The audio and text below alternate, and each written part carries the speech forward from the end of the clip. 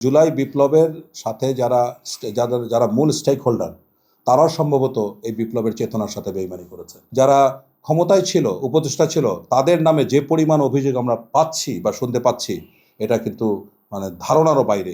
জুলাই ঘোষণাটা একটা ঐতিহাসিক দলিল হওয়ার সম্ভাবনা ছিল বা উচিত ছিল, কিন্তু এই নৈতিকভাবে নীতিগতভাবে যে সংস্কার কমিটি ছিল সেখানে যে বিস্তর আলোচনা হয়েছে দীর্ঘ সময় ধরে, এটার ফলাফল কিন্তু শূন্য। আমাদের কাছে প্রতীয়মান হয়েছে যে জনতা জুলাই বিপ্লবের সাথে যারা মূল স্টেক হোল্ডার তারাও সম্ভবত এই বিপ্লবের চেতনার সাথে বেইমানি করেছে। তারা তাদের স্বার্থের কারণে কোনো সময় আমরা দেখতে পাচ্ছি এই দল ওই দল, এবং এখন আমরা দেখলাম যে সংসদীয় কয়েকটা আসনের জন্য তারা মূল নীতি থেকে সরে, এবং তাদের যারা ক্ষমতায় ছিল, উপদেষ্টা ছিল, তাদের নামে যে পরিমাণ অভিযোগ আমরা পাচ্ছি বা শুনতে পাচ্ছি, এটা কিন্তু ধারণারও বাইরে। বিকাশ পেমেন্টে 10,000 টাকার বেশি অফার, শপিং চলছে তো। তাহলে কথা হলো, এবং এই যে একটা দল গঠন হলো যেটা কিংস পার্টি হিসাবেই তাদের যাত্রা শুরু করেছে, তাদের আত্মপ্রকাশ থেকে শুরু করে অদ্যাবধি যে ঘটনাগুলি ঘটেছে তাতে কিংস পার্টি ছাড়া তাদের অন্য কোনো আমরা স্ট্যান্ডার্ড তাদের মধ্যে দেখি নেই।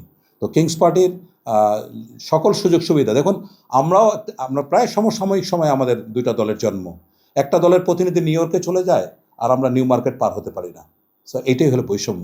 সুতরাং আমি মনে করি যে এটা জুলাই আন্দোলনের কেউই আন্তরিক নয় বলে আমি মনে করছি, এবং সরকার গঠন করার পরে বিএনপি যেহেতু এখনও সংস্কারের সিগনেচার করতে চাচ্ছে না, শপথ ইয়েতে স্মরণ করতে চাচ্ছে না, সুতরাং তাদেরও ভিন্ন মত আছে বলে আমি মনে করি। তবে সর্বসাকল্যে এটা একটা মহান বিপ্লব, এটার আমরা বাস্তবায়ন আশা করি।